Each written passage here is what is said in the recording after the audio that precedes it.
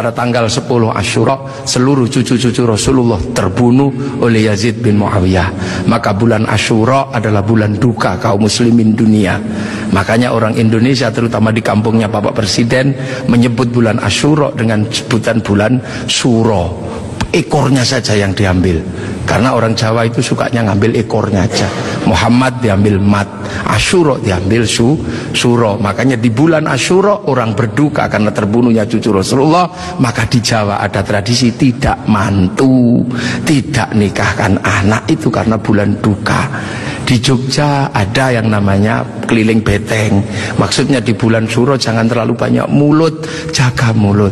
Nah di Solo mengikuti kebo Kiai Slamet, kalau kebonya keluar tainya diusapkan ke seluruh tubuh. Ini bulan duka, jangan bersolek. Dan biasanya bulan Asyura di Indonesia diikuti dengan santunan anak yatim. Nah inilah.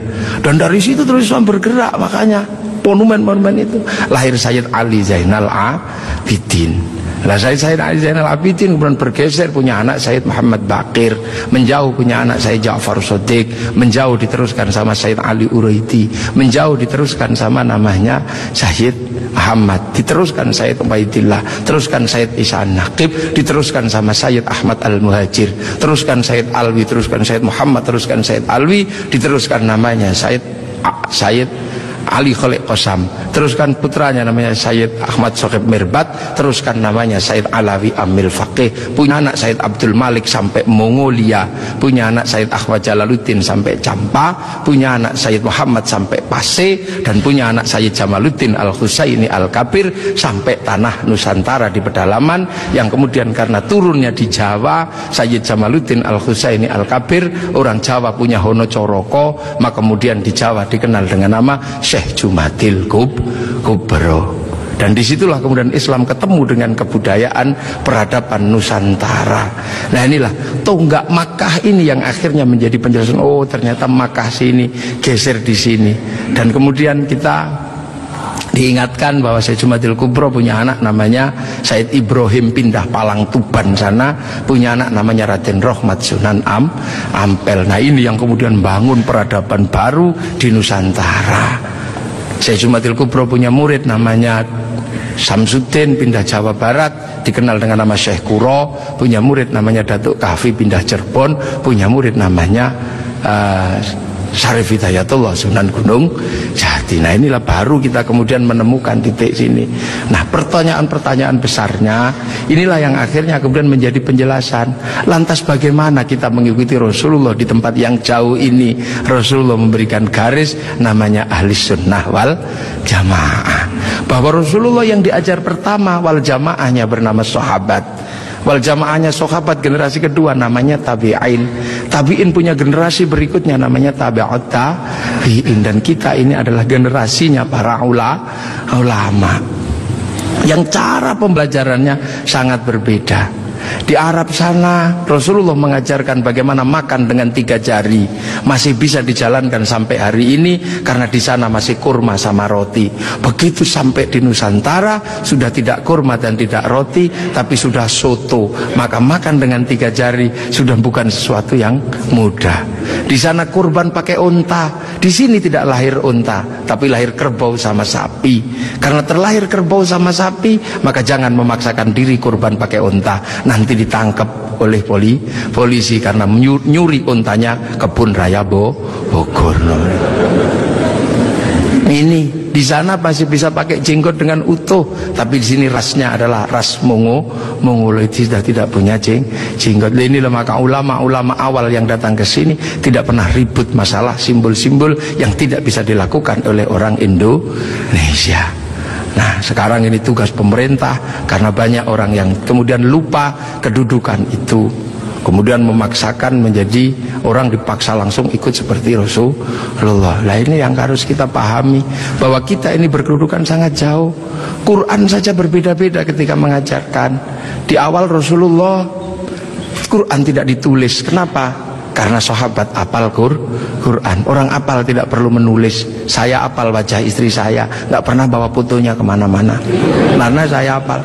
Makanya ibu-ibu yang fotonya dibawa kemana-mana jangan seneng dulu. Jangan-jangan karena belum apal.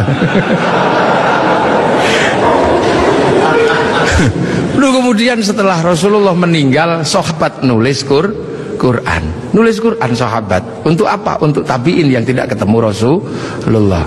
Tiba-tiba generasi sahabat meninggal, tabi'in mengajar bawahnya. Qurannya sahabat terlalu pinter, cuman lungkik-lungkik kayak cacing gitu aja. Maka kemudian dikasih titik oleh Abul Aswad Ad-Du'ali. Disebar lagi, generasi pertamanya hilang, titik-titik gak cukup. Maka dikasih fathah, kasroh, dhamma atau syakal. Yang ngasih syakal Syekh Khalil bin Ahmad Al-Farahidi. Disebar lagi, yang baca Quran karena Islam rahmatan lil alamin, bukan lagi orang Arab semata. Orang Andalusia baca Quran wadduha, keliru menjadi wadduhe. Ini. Nah, orang Turki mustaqim, mustaqin. Masuk ke Indonesia dibaca oleh orang Padang lakanud, keluarnya lakanui. Karena orang Padang kalau bilang Muhammad, Mahamme. Orang Sunda ketika baca alladzina, sebagian besar keluarnya alladzina. Begitu masuk ke Jawa, ketemu dengan huruf hono coroko. Alhamdu karena punyanya ko, gak punya huruf ha, maka alhamdu menjadi alkamdu, al-fatihah menjadi al-fatihah. Ini itu.